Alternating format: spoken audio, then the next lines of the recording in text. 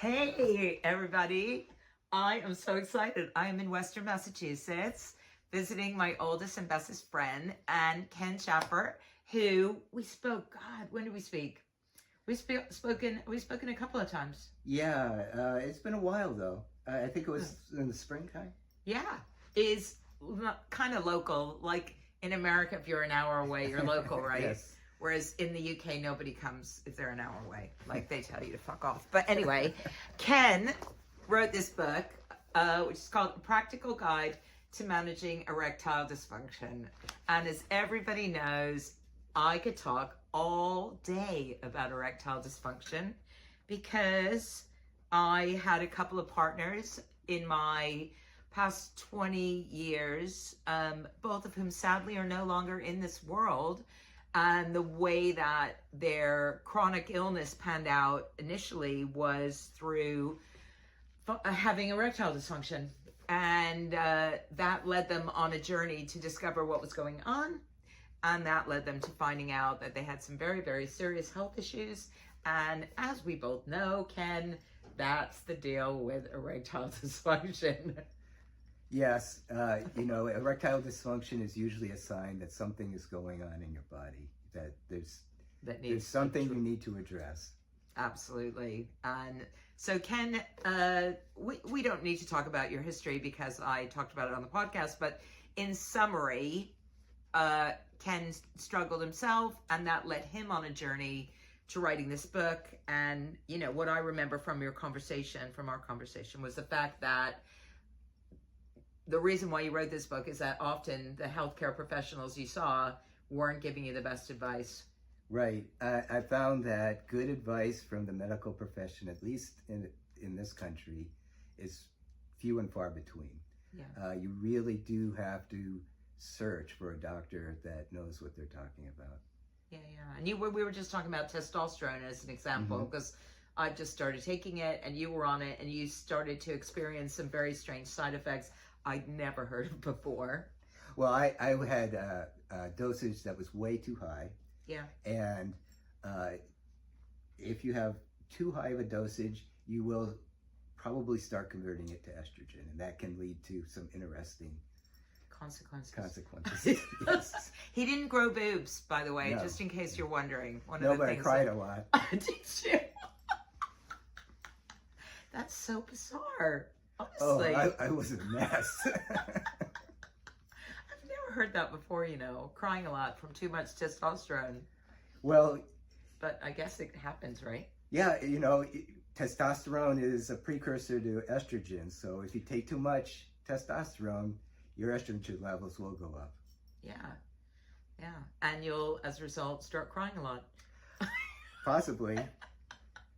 But the other thing we were talking about is about the fact that oftentimes there are some very simple solutions for erectile dysfunction, which have to do with just changes in your lifestyle. I mean, what were some of the things that you did with regard to making changes? Well, these are all, it's not rocket science. You eat well, you get some exercise. If you're smoking, stop smoking, get regular sleep, and just generally take care of yourself. And quite often that will be enough to really get things working again. Yeah. And clearly, if you do all of that and things aren't working again, the first thing to do generally is go see a healthcare professional, because as we've said before, if you can't get the blood flowing down there, then something's stopping it from doing that, right? I mean, it's basic. The way the human body works like that is the blood needs to flow all and circulate around the body. And if there's a blockage somewhere, then it's not going to reach those smaller veins downstairs. And as a result, there might be some cardiovascular issues. You might have some prostate issues. Also, diabetes is another one that people point to sometimes. But, assuming that that everything is working properly, there are some other things that you can do. One of the things that we were talking about, just in terms of getting that blood flowing back into tissue, is pumping. And I know that lots of people think I'm a bit crazy because I think pumping can be quite sexy.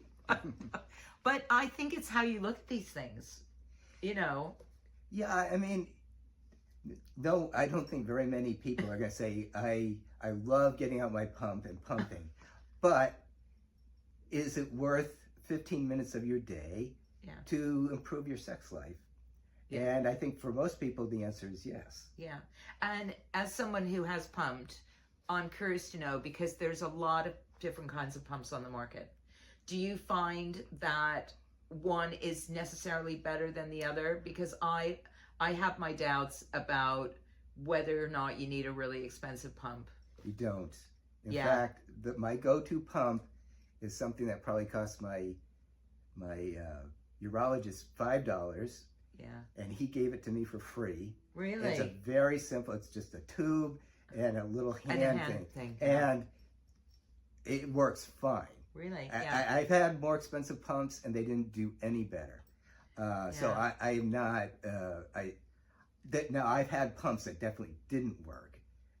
Cheap pumps that definitely didn't work. But you don't have to have an expensive pump. No, and I mean, I think they all basically do the same thing. Yeah. Frankly. If it gets the blood where you need it, it's working and it's good enough. Yeah, and another question about pumps, because I know that I think it's Dr. Joel Katz who sells a range of pumps. Sometimes Yes. I promote him. Yes. But he's got some really massive tubes. Like, he does all these different tube sizes, right? Mm-hmm. And when I showed it to somebody that I know who likes to pump, he was like, what? Why is that so big? And so I read about it, and this particular pump was scrotum and penis together. Yes. I don't know anything about that, because the other ones that I've seen are just penis, not scrotum and penis. And obviously this one was massive for the whole thing. That's interesting. I'm not familiar with that, but that is actually an excellent idea, because one of the major problems I've had with pumping is you start pumping, all of a sudden your testicles get sucked in, and it's very uncomfortable. Right, interesting. So I'll have to look into that. That's really interesting, because my friend was like, there's no way you're getting my balls in that. And I went, well, that's why it's, because we were both like, is that for a guy with a monster cock? And then I read, no, it's for a person to get everything inside. So you think maybe that would be more, I could have brought some of those for you. I've got a whole bunch of... It's definitely a very interesting idea, because believe me, it's uncomfortable if you pump too hard and things get sucked. It's very uncomfortable. So that kind of just eliminates that problem. Yeah, and now I think interesting that you should say about pumping too hard, because I also do think with pumping, there is something about knowing your limits. Like when people I know have used pumps, sometimes they've gotten a bit over enthusiastic about it, and they've said, fuck, it can hurt. Yeah. And you can end up with a bit of a bruised dick. So yeah, you have to gauge your own limits, I think, when it comes to pumping, don't you? I think if you're starting to feel pain, it's time to back off. Right. Just in general, especially with pumping. It's very difficult. It would be very difficult to do permanent damage with pumping, but don't get over enthusiastic and give yourself pain that you don't need to experience. Yeah, and generally I've read that it's like 15 minutes, 10 minutes off, and then another 15 minutes. Is that what you advise? Or it varies from lots of doctors I've talked to. They all have different protocols. Right. One doctor I've talked to has 3 minutes of pumping, 1 minute off, and going back and forth. Another doctor I've talked to is 10 minutes, take a break, another 10 minutes. My doctor says pump for a minute, down for 30 seconds, pump for a minute, and keep repeating that over and over again. Oh, really? Mm-hmm. Oh, wow. God. So I don't think there's any research that says what the optimal protocol is, but they do know that it helps. Yeah, and I think that's the point, is like the thing about pumping is that there hasn't been a huge amount of scientific work, to be honest. I don't know. One of the things that I've discussed with people before is, where is the real evidence? I don't know that there's that many scientific papers about pumping, but the people that I've spoken to about it have said it works, right? Yeah. It gets the blood into the tissues. if you're worried about your erectile function, then it's one of the things that you can do to get started with that is not going to cost you very much money. As Ken said, you don't need to buy a super expensive pump. They sell them on Amazon. They sell them on eBay. I think the one that my friend uses was like $20. Cheap, right? It's a cheap thing. And it's a really easy way to get started to see if it's just going to sort you out. I mean, and I don't really understand. We're both talking about like, we don't understand the reaction to it, which is, why wouldn't you want to give it a go? Because Right. it's just, if it's gonna work, like why wouldn't you do it? It's a therapeutic device, and if you're not getting erections naturally, blood is not getting to those tissues, and the tissues will become atrophied. Exactly. And so you're actually using it in a therapeutic way, and it will get results if you do it long enough. Yeah, and if you want to have some fun, my advice would be get your partner, if she's female, one for herself. There's ones that you can use as women that one goes over the vulva, one goes over the clitoris. I've tried both of them. Quite horny, I have to say. Does the same thing for women, gets the blood flowing into the tissues. If you're a menopausal woman and you're struggling to have an orgasm, again, it's gonna start to rejuvenate those tissues. And if you do it with your partner and he's pumping and you're pumping, I have to say, I think it's kind of hot. That's just, but you know, I think so much of all of this stuff is taking a lot of the shame out of it, right? It's just like, how can we make this ridiculous thing fun? How can we take the fact that you're sticking your dick in a plastic tube and you're pumping it up and it's getting all engorged with blood, and it's getting really fat and looking quite sexy, frankly, if you like that thing. And similarly for a woman, like you're pumping it up and your clits and all that area is getting quite pumped up. And how could we make that fun instead of going, oh, I'm gonna have to do my pumping. I'd rather do anything else than that. Just involve your partner, like make it something between you that you can enjoy doing. And all I can say about it, I don't know, I mean, I think it's true, is that when you stop pumping and then you start having sex in whatever way, oral sex, penetrative sex, the area is really sensitive. So it's quite sexy. That I'm not sure about it. That hasn't been my experience. That is okay, because I know with mine it's very sensitive. Yeah. It's like it feels more sensitive than usual, and because there's all that blood that's flowing inside there. So for me, it makes sense. Yeah, I just haven't experienced that myself. Okay, well, you're missing out there. I guess I am. Yeah, the other thing we were talking about that's also cheap that people can do is buy a cock ring. Another super simple one. And any particular ones you recommend? Well, I personally use the Giddy. Oh, the Giddy. But that is a little pricey. There's one that we were discussing. The Firmtech Max PR one. I love that one. Yeah, personally. That's my favorite. That works well. I have tried that. It works well. And it's easy to get on and off, which is a big plus. Bonus. Yeah. So, and that's just, again, around, like, you know, putting a little tourniquet around your dick so that when the blood's in there, it stays in there. And again, not rocket science. Imagine a leaking bucket and slowly the blood might be coming out because of age-related, you know, venous leak. It's a thing. And all you want to do is trap it. So you can do that in multiple ways. And a cock ring is definitely going to improve that situation. Again, it's not a gay thing to just want to support your erectile health. There's nothing gay about just wanting to have a harder, longer lasting, firm dick, right?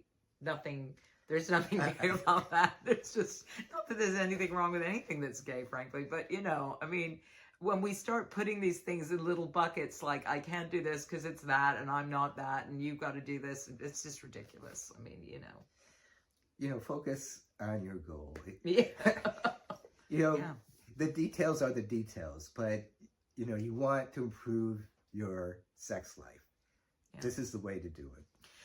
Just finally, I'm just browsing through your book here, which is a mine of information, and I'll put a little link to this. You've got here supplements. Any supplements in particular that you thought really you noticed a noticeable difference? Because there are a ton of supplements out there. Well, I am a little cagey about supplements. I think it depends on the person and what their body needs. Yeah. And it can be tricky to figure that out. But I think if I were only to recommend one, it would be a NO supplement, a nitric oxide supplement. Yeah. And for men and women. Your body needs that, and as you get older, your ability to produce it is dramatically reduced. Yeah. So I think that would be the one thing I would recommend for everyone.